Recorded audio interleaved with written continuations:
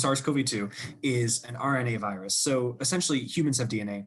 Most, actually, I guess all cellular organisms have a genome, which a genome refers to like the set of genes in your body that is made up of DNA. But there are viruses. Some viruses do have DNA genomes, but some viruses have RNA genomes.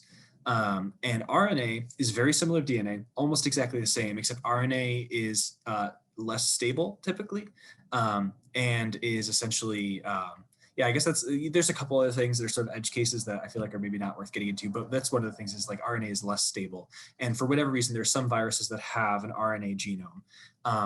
And RNA does exist in humans. The way your body does anything is essentially you have your DNA genome, which you can think of as like a set of like the original set of blueprints for anything that's going to go on in your cells.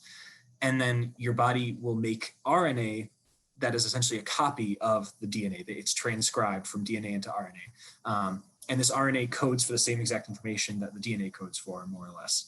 And then what happens is then your body takes this RNA and then reads the RNA and translates what the RNA says into protein.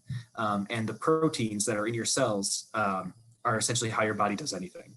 And that is what is essentially happening as far as, so that's what your body does. And so RNA does exist normally in human bodies. And the reason this sort of, I guess there's a couple different reasons for why, but one reason you can think of is, for example, you can take one gene from your DNA, make a bunch of different RNA copies of it, and then each of those RNA copies can be translated at the same time, and you get this like amplification effect essentially. And that's the one reason why your body uses RNA. So SARS-CoV-2 is an RNA virus, and really the reason that matters is just because it is essentially less stable, which means mutations can happen more frequently. There are other RNA viruses that people are familiar with. Influenza is another RNA virus. And so in these RNA viruses, mutations happen more frequently. And that's sort of one of the major things that happen. And it affects certain things about the mechanisms of how like it actually infects your cells and stuff like that. But yeah.